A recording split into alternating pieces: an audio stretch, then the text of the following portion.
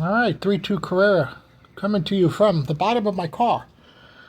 So you can see I have stainless steel exhausts, and when I changed my oil, I noticed that. So on a stainless steel pipe, that's indicative of lean condition, and lean is not good on these cars. So lean is when you've got an air leak from somewhere. So anyway, just a public service announcement. If you, only when you adjust your valves and you're in here. See, luckily I took my AC out. So I don't have a compressor and I took that fan out, but you'd have to remove all of that. But I rebuilt this engine 7,000 miles ago now, and the intake nuts have to be tightened from time to time. And mine were kind of loose. So how I do it, which mine is a little different. I think stock is close, but I put titanium 10 millimeter, I don't know what these 12 point. So I get in there with a wobble extension like this. And then it's 18 foot-pounds. So these two, there's another one in here, and then you just repeat. Like when you get to the back, use a shorter wobble extension like that.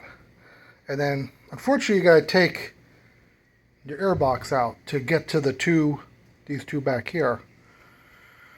Which is why I'm running that air filter. One, I can't get my hand behind the damn thing to take the air cleaner in and out. So that's why I use it. I prefer to use the stock one, but this is just easier for maintenance for me. I keep it oiled and cleaned. I don't go 25 or 50,000 miles. I clean this every 3 to 5,000 miles. So anyway, it gives me access to tighten these intake manifold nuts and for my valve adjustments. So on this side, of course, your heater motor has to be removed with the ducting, but I backdated mine, which I did in another video, and now this whole bank is accessible, both the valve cover for the valve adjustment and the two on each runner to tighten it down.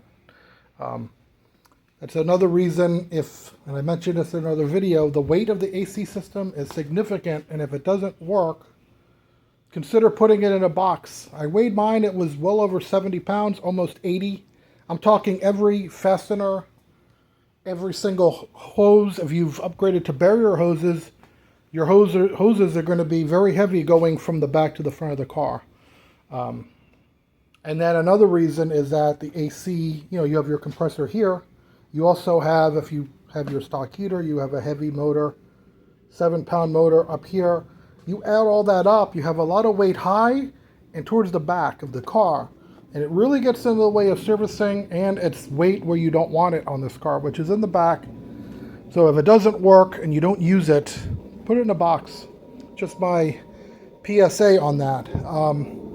The other reason is that the AC on the car, the condenser is here. So I'm in Florida, hot environment.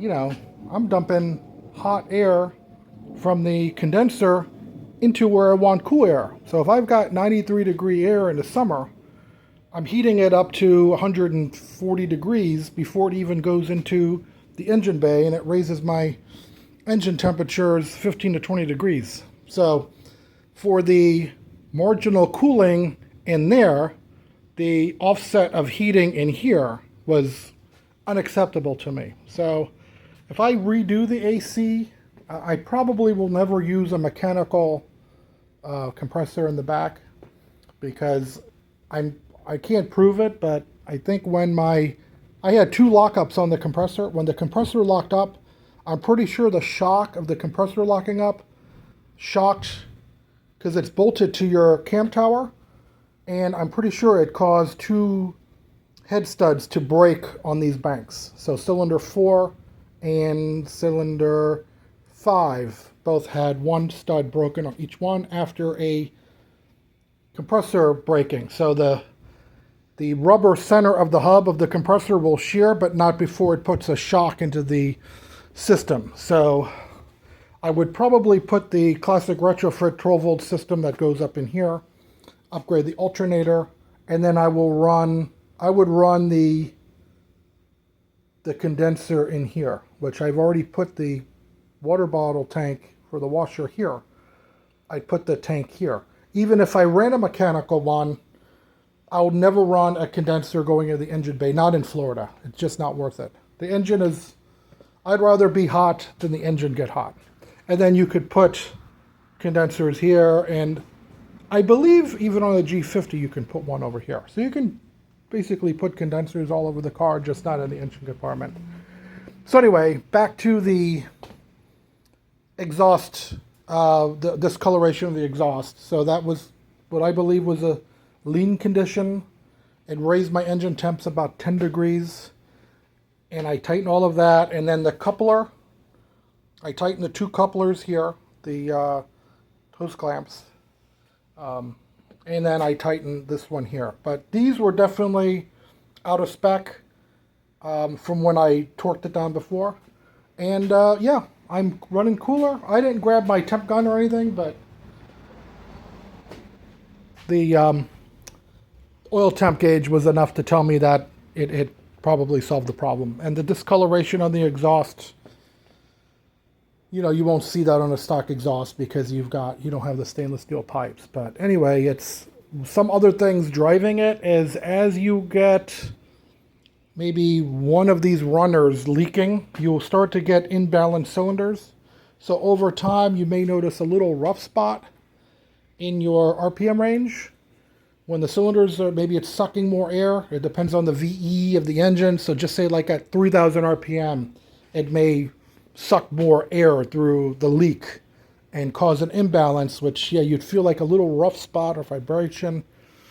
And a little bit higher on your oil temps.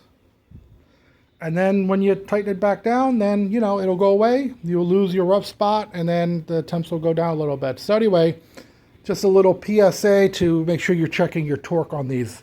There's little rubber spacers that go in here. They're plastic.